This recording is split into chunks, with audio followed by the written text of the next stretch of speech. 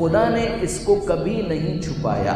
اور اصول یہ یاد رکھو کہ جو اس دنیا کے اندر آیا ہے تو دنیا کو ایبسولوٹ کیوں سمجھ رہا ہے؟ وہ یہ سمجھ رہا ہے کہ دنیا کے اندر ہم نے اس کو عیاشی کے لیے بھیجا ہے۔ وہ دنیا کو جنت کیوں سمجھ رہا ہے؟ دنیا وہ راستہ ہے کہ جس سے گزر کر جنت کی منزل پر انسان داخل ہو سکتا ہے۔ آپ دنیا کے اندر وہ تلاش کر رہے ہیں کہ جو جنت میں ملنے والا ہے، تو کہاں سے ملے گا؟ پروردگار عالم قرآن مجید آپ دیکھیے، لَنَبْلُوَنَّكُمْ بِشَيْءٍ مِّنَ الْخَوْفِ وَالْجُوعِ وَنَقْصٍ مِّنَ الْأَمْوَالِ وَالْأَنفُسِ وَالثَّمَرَاتِ۔ ہم تو تمہارا یقیناً امتحان دیں گے۔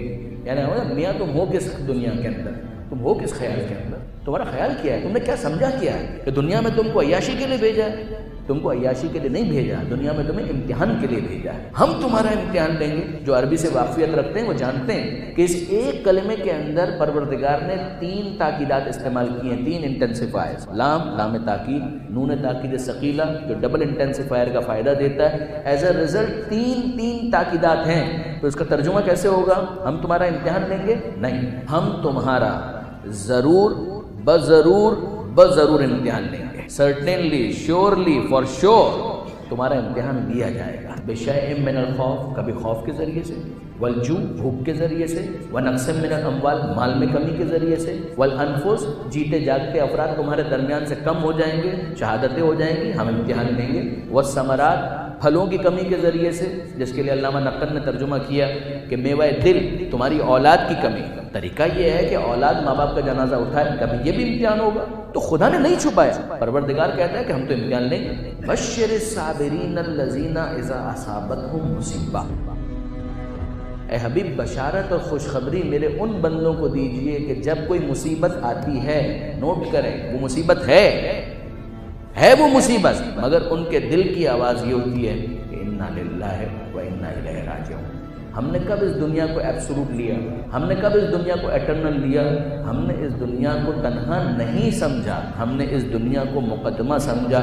ہم اللہ ہی کے لیے ہیں اور اللہ ہی کی بارگاہ میں ہمیں پلٹ کر جانا ہے۔ سورہ بقرہ ہی کی آیت ہے کہ ہم حسبتم، کیا تمہارا خیال ہے، تمہارا کیا خیال ہے، ان تدخلوا الجنہ، تم ایسے ہی جنت میں داخل ہو جاؤ گے۔ وَلَمَّا يَأْتِكُم مَّثَلُ الَّذِينَ خَلَوْا مِن قَبْلِكُم، ابھی تمہارے اوپر وہ پریشانیاں تو آئی نہیں ہیں کہ جو ماضی کی قوموں کے اوپر گزر چکی ہیں۔ مَسَّتْهُمُ الْبَأْسَاءُ وَالضَّرَّاءُ، پریشانیاں، مشکلات آئیں، وَزُلْزِلُوا، اتنے جھٹکے انہیں دیے گئے، حَتَّى يَقُولَ الرَّسُولُ وَالَّذِينَ آمَنُوا مَعَهُ، یہاں تک کہ کہہ اٹھے رسول بھی اور ان کے ساتھ جو افراد تھے وہ بھی، متی نصر اللہ، اللہ کی مدد ہے کہاں؟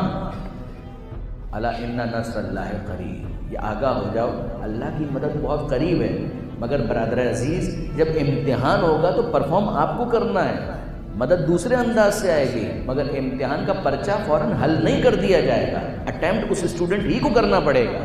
پروردگار اس فلسفے کو واضح کرنا چاہتا ہے، خدا نے کہاں چھپایا ہے اس بات کو؟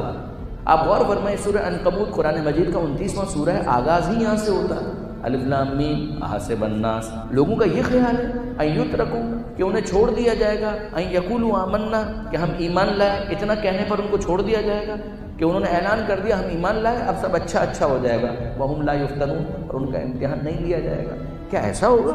پروردگار فرماتا ہے لقد فتنا الذین، ہم نے تو جو ان سے پہلے گزر چکے ہیں ان کا بھی امتحان لیا، ان کا بھی امتحان لیں گے۔ یہ کس دنیا کے اندر ہے؟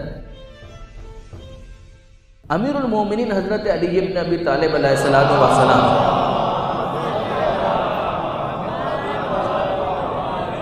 مولا کائنات نے نہج البلاغہ کے اندر اس بات کو واضح کیا۔ مولا کہتے ہیں کبھی خدا سے یہ دعا مت مانگو کہ پروردگار میرا امتحان نہ لے، بیکار ہے، اٹس آف نو یوز، بیکار، یہ دعا قبول نہیں ہونے والی۔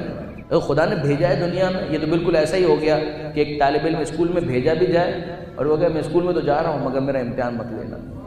جب تم اسکول میں آئے ہو تو آوارہ نہیں ہو، وہ جو باہر ہیں وہ آوارہ ہیں، تم اسکول میں آ گئے تم آوارہ نہیں ہو۔ جب تم آوارہ نہیں ہو تو اس کا مطلب یہ ہے کہ تم سیکھنا چاہتے ہو، جب سیکھنا چاہتے ہو تو سیکھو اور یہ بھی بتاؤ کہ کتنا سیکھا، اسی کی بنیاد پر تمہاری کامیابی یا ناکامی کا اعلان ہوگا۔ اب وہ جو اسکول میں نہیں آئے اور باہر رہ گئے وہ تو آوارہ ہیں، دنیا میں نہ آنے کا تو آپشن بھی ہمارے پاس نہیں. اس نے بھیج دیا, اس موقع پر خدا نے اختیار نہیں دیا, پروردگار عالم نے دنیا میں بھیج دیا, ہم آ گئے. وہ بلا لے گا, ہم چلے جائیں گے. یہاں پر خدا کی طرف سے اختیار نہیں ہے. دنیا میں جب ہم ہیں, اب پروردگار کی طرف سے اختیار آیا. کیا اے انسان اب تیری مرضی ہے, بھیج تو ہم نے دیا ہے, امتحان تو شروع ہو گیا, سیکھنا چاہتا ہے یا نہیں؟ اگر سیکھنا چاہتا ہے تو ایمان لے آ, یہ رسول موجود ہے, اس رسول پر ایمان لے آ. تو اب کیا ہوگا, وہ سکھائے گا, تم سیکھو, سیکھ کر پرفارم کرو.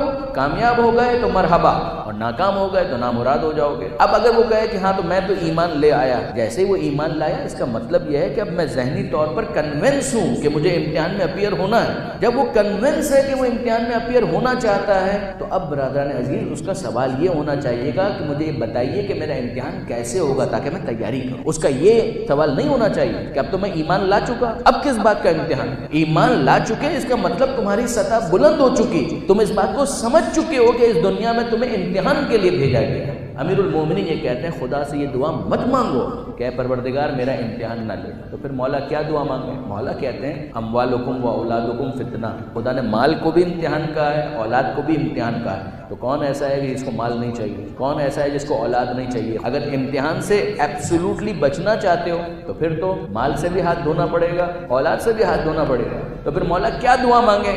خدا سے یہ دعا مت مانگو, خدا سے یہ دعا مانگو کہ اے پروردگار, اب الفاظ میرے ہیں, مطلب مولا کا ہے, کہ دنیا میں بھیجا ہے تو امتحان تو لے گا, مگر اے پروردگار تجھ سے دعا یہ ہے کہ جو امتحان تو لے اس میں کامیاب کرنا, ناکام مت ہونے دینا.